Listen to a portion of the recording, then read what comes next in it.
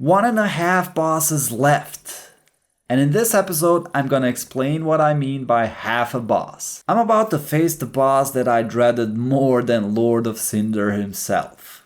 I've heard people give up on this boss, but I just couldn't let go. And the path to him is quite interesting. I wonder how people figure that out. It's the Nameless King and the Archdragon Peak. Let's go! First you need the Path of the Dragon gesture. It's nearly impossible to miss, but I'll show you where it is. After defeating Osiris and opening the gate, continue down the stairs. At the end of the path, you'll enter a room. After killing the old hag, go to the broken fountain, and there it is. You can continue here and reach Champion Gundyr if you haven't already. I explained that in the previous episode, which you can check in the description. I went to Irithil dungeon and followed the path right, passed through jailers on the bridge, then left, passing the gate and immediately going left and down. I reached another gate and followed the path to the next part of the dungeon. Up the stairs, then right at the end of the corridor, through the door and jumped down. From here, go down to the rats area and through the opening in the wall. You'll meet some big ass rats here, and after going through the gate, turn left and you'll reach a place where a dragon-like creature sits in the pose you got. When you see it, you'll think, of course that's what gesture is for. But honestly, I have no clue how the first person figured this out. Even when you sit in the pose, it takes time for a cutscene to start. Some might have sat, seen nothing happen and given up. Let me know in the comments if you figured it out immediately or you needed help from Google. Right at the first encounter, I realized that this place is no joke. These enemies are so annoying and the area is full of them. All sizes and designs. If you're lucky, you might catch them off guard and kill them instantly. But if they catch you off guard, they'll eat up your health in a second. I finally reached the next bonfire without dying. A noteworthy achievement. I kept going and met another one. A big one that even breathes fire. After a bit of hide and seek, he fell down. I opened the gate and ventured forth. Seeing familiar statues, I was almost sure I was about to face the Nameless King. Instead, I got a dragon. That's the half boss I was talking about. You might wonder, how is he half a boss when he takes so little damage like you're attacking him with nail clippers? After trying to fight him, he crushed me like a bug. Now to the easy part. Well, almost easy. You still have to fight a bunch of enemies. Entering this place, you'll see a red marking on the floor that says plunging attack, which is a hint. You have to attack the dragon from above. Run past him and find a way to climb above. As you run through his legs and turn left, you continue through the ruins. The enemies here are annoying, but you can lure them into the open and let the dragon do the dirty work for you. But don't forget, he is not your friend. As I kept climbing, I got overwhelmed. They just kept swinging and swinging and swinging. I got a little further next time, but I couldn't make the climb. I died a few steps earlier each time, regressing instead of progressing. It was depressing. I was hoping for a blessing and ended up expressing my rage towards this game that was driving me insane. When I was about to drop down for the final blow, I made a fool of myself and practically broke my spinal cord. All jokes aside, I managed to jump on top of him next try. The markings on the floor indicate what to do. That's what I mean by half a boss. You still have to get to him, but killing him is a piece of bloody cake. Beam me up, Scotty. I mean, I was teleported to a better place. Or so I thought.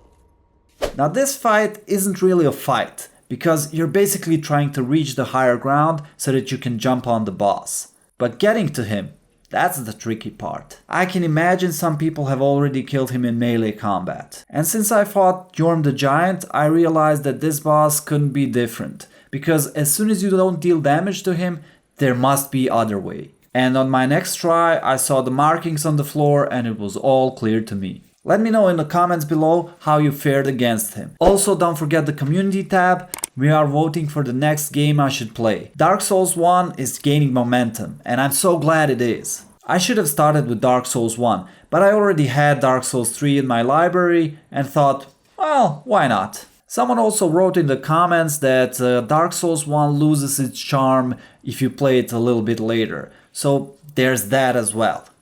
Anyways, let's keep going. The next meal on my menu was supposed to be the Nameless King, and the spawning sound of another annoying enemy just made my day. I was then defiled in so many ways that I had to rethink my approach.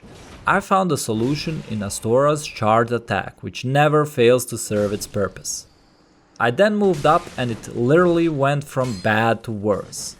These scarecrow guys proved my earlier point. They just keep swinging with an infinite range thanks to their neck extension. It's so frustrating. So I got back up, reclaimed my souls and decided to take revenge on them. Well, maybe not right away. After some time, I managed to defeat them, only to find myself fighting more scarecrows.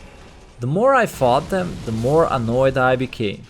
On the other hand, the level design was amazing. The ruins resonated with a unique aura. As I researched the lore, I realized I was correct. The shrine was made by man-serpents to worship ancient dragons. With the dragons all but gone, the whole place is deserted except for the man-serpents, King of Storm and the Nameless King.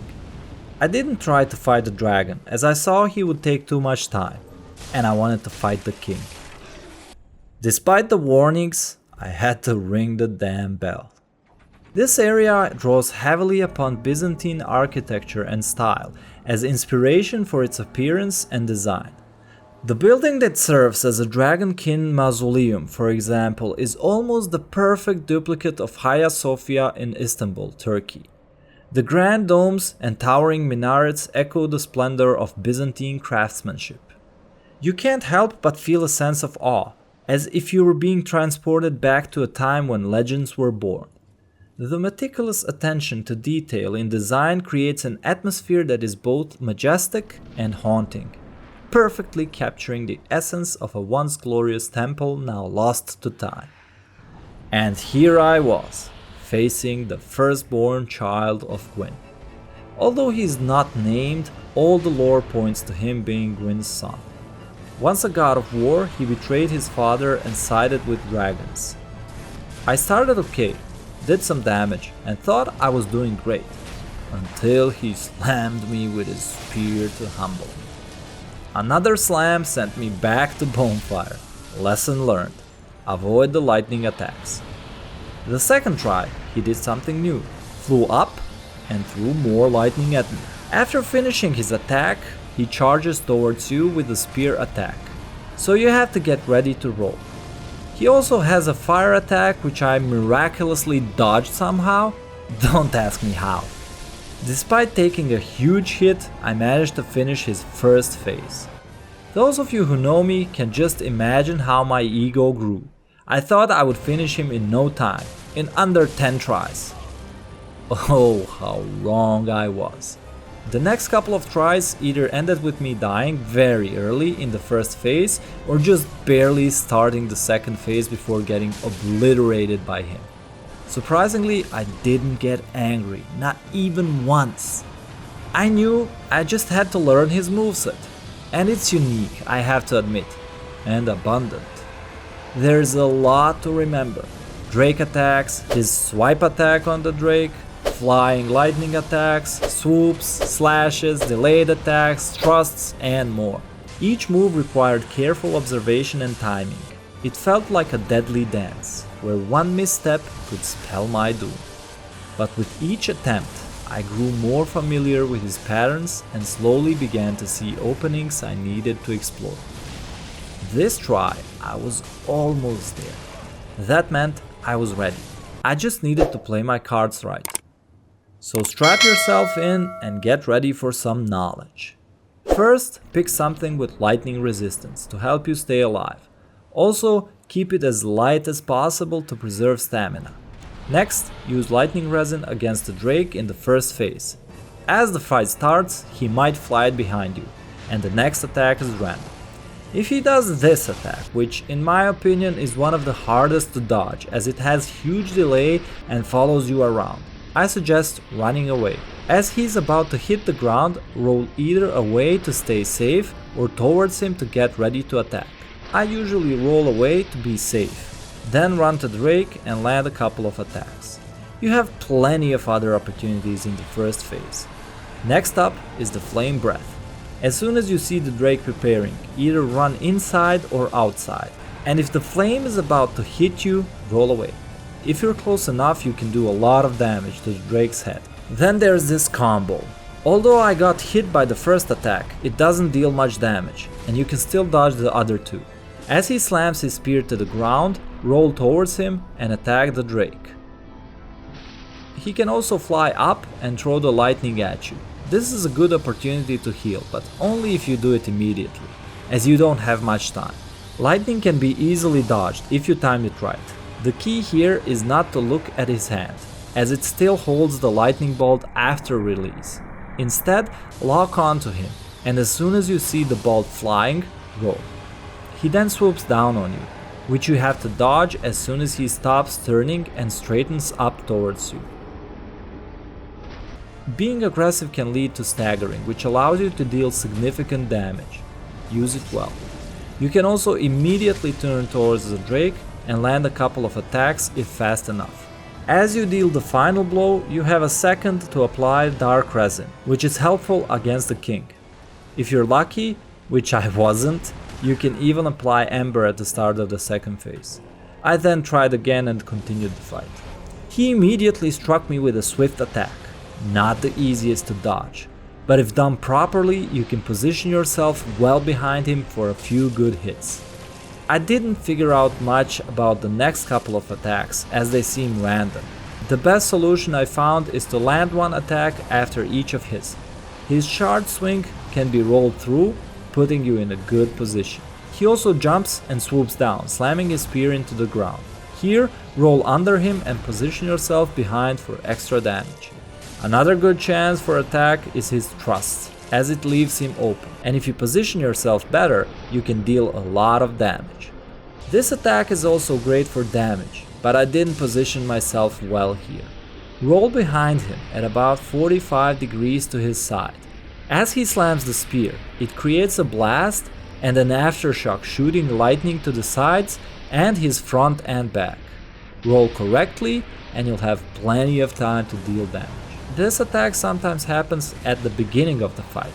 He creates a wind wall, which you can roll through, then slams his spear to create a shockwave that can be dodged to the sides. Roll towards him as it leaves him open for an attack. If he starts charging his spear, it's the best opportunity for an attack.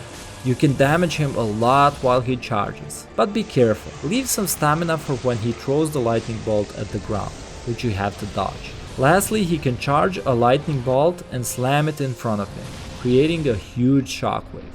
Here I was in a bad position, so I kept my distance. I think you can roll behind him right as the bolt is about to hit the ground, leaving him open for extra damage.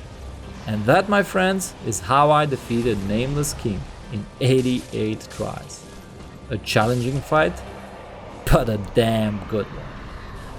Another amazing fight. Now compared to Dancer, which took me 133 tries, this one was much harder, but also more enjoyable. Probably because I got much better in game. I understood the whole idea behind the boss tactics. And honestly, I died quite a lot. But in the end, I didn't get annoyed a single time. There was occasional, oh god, or I don't know, something like that. But I didn't rage.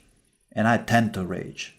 Especially if I died 80 times at the same place. But with Dark Souls, I matured. I was happy when I figured out one move. Then I moved to the next one. Then I figured the third one. And so on until I learned every single move and I was ready to fight the boss. This fight, 10 out of 10. Difficulty, moveset, ambience, music, you name it.